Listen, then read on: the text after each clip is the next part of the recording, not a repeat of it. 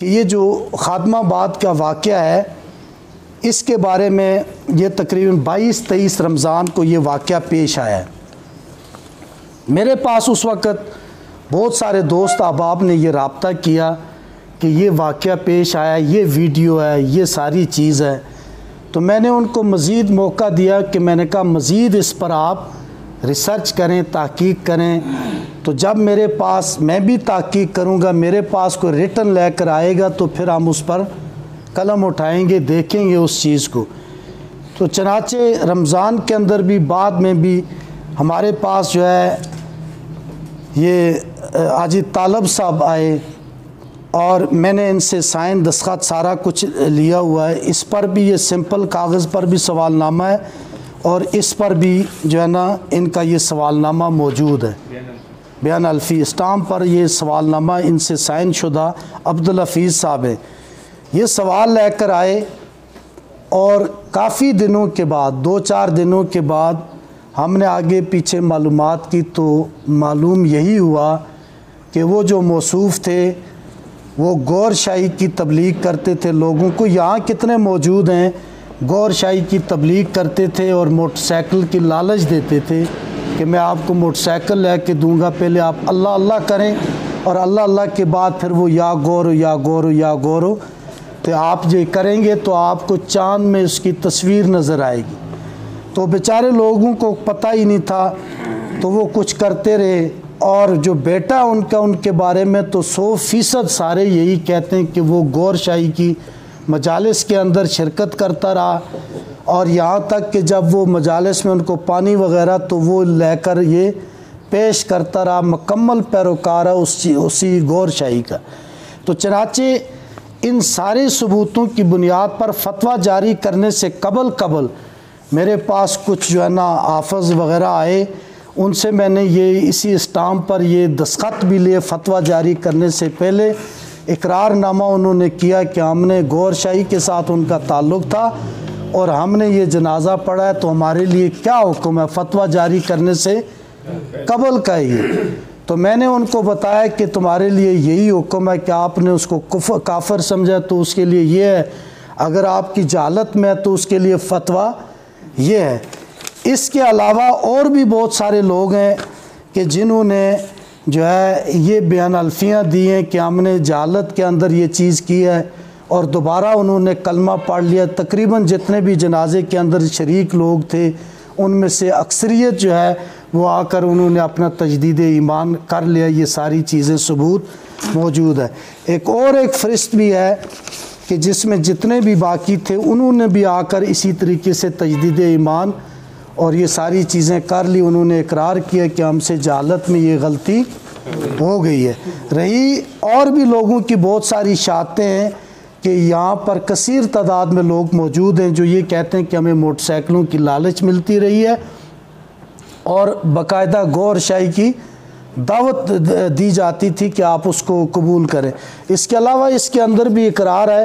کہ بچپن سے یہ جو ہے نا اسی طرح ہمیں دعوت دیتے رہے، ان کا تعلق اسی فتنے کے ساتھ ہے۔ میں نے اپنے سوال کے اندر واضح طور پر یہ الجواب باسم ملم الثواب میں لکھا، یہ جواب میرا ہے۔ یہ سوال جو ہے یہ حاجی طالب صاحب اور عبدالحفیظ کا ہے۔ میں نے سوال کے اندر تحقیق کے بعد واضح طور پر اس چیز کو منشن کیا ہے کہ فتنہ یہ گور شاہی اور اس کے ماننے والے متبعین اپنے باطل عقائد کی وجہ سے دائرہ اسلام سے دائرہ اسلام سے اس جماعت کے باطل عقائد، ان کے اپنی کتب روحانی سفر روشناس کتاب کا نام مینارہ نور میں موجود ہے۔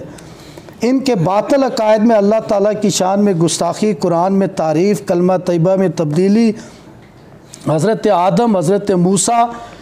اور دیگر انبیاء کی گستاخی پر مشتمل ہیں ان کی کتابیں۔ لہٰذا یہ فرقہ اہل سنت والجماعت کے نزدیک ضال، گمراہ، مضل، گمراہ کرنے والا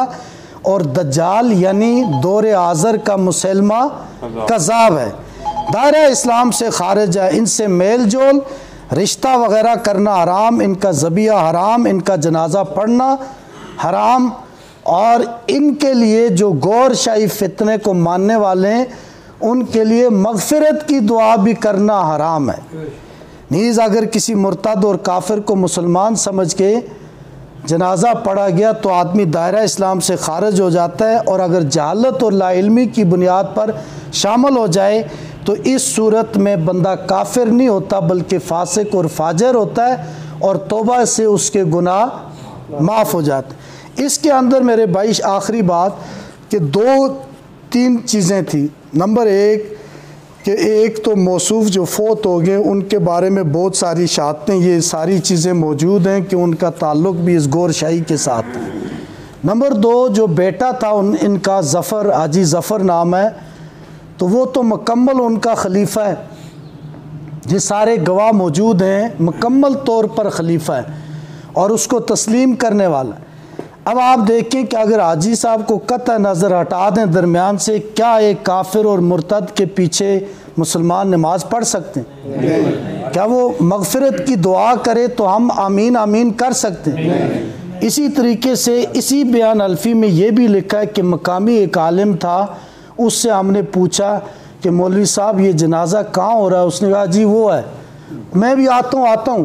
تو خود بھاگ گیا، آیا ہی نہیں۔ تو اگر کوئی شک و شبے والی بات نہیں تھی تو وہ مولوی صاحب جو 18-12 سال سے امام ہے وہ کیوں نہ حاضر ہوتے؟ اسی طریقے سے پڑھانے والا بھی ان کا بیٹا ہے، جس کے بارے میں تو کوئی شک ہی نہیں کہ وہ ان کا گور شاہی کا خلیفہ ہے اور اس کی دعوت اور تبلیغ کر رہا ہے۔ پھر عام جو جنازگاہ ہے وہاں جنازہ بھی نہیں پڑھا گیا گھر کے اندر، حالانکہ اس میں جنازے میں عام جنازہ گاہ میں ہوتا ہے، عیدگاہ میں ہوتا ہے، تمام مسلمانوں کو شرکت کی باقاعدہ اعلان ہوتے ہیں، اعلانات بھی نہیں ہوئے اور ایک 4 دیواری کے اندر اس کو پڑھا گیا۔ پھر اسی طرح جو ہے اس قبر کے اندر اتر کر ان کا ویڈیو میں دیکھیں بیٹا لیٹ کا کیا کر رہے۔ پھر وہاں جو موجود لوگ تھے انہوں نے ہمیں بتایا کہ جب اتارتے وقت اپنے باپ سے کہنے لگا کہ میں اگر چاہتا باپ تجھے زندہ بھی کر سکتا تھا، ان کے عقائد میں ہم اردو کو زندہ کر سکتے ہیں گور شاہی، لیکن میں آپ کو زندہ اس لیے نہیں کرتا کہ آپ بیمار ہیں، آپ بیمار تھے۔ ایک اور آدمی نے جو ہے نا اسی طرح کی گواہی دی کہ وہ جنازے میں شامل تھا کہ بیٹے نے کہا فکر نہیں کرنی ابو، آ رہے ہیں گور شاہی نبی آ رہے ہیں اور میں بھی آؤں گا پھر ادھر۔ تو یہ ایسی عقائد ہیں، اس کے لیے یہ ہم نے جو بات یہ فتویٰ دیا ہے، ہمارا مقصد یہ نہیں ہے کہ آپ لوگوں کے دلوں میں اضطراب پیدا کرنا، بلکہ اصلاح کی غرض ہے کہ ہم مسلمان ہیں۔ میں اپنی بات کہتا ہوں، یقیناً ہمارے پاس کوئی عمل نہیں، صرف ایک آس اور امید لگا کے بیٹھیں کہ ہم ختم نبوت کا کام کریں گے، نبی سے محبت ہوگی، وہی نبی ہمیں ہاتھ سے پکڑ کر جنت میں پہنچائے گا۔ اس کے علاوہ ہمارے پاس اور ہے کیا چیز ہے؟ تو لہٰذا ہمارا مقصد یہ نہیں ہے کہ نفرت پھیلانا،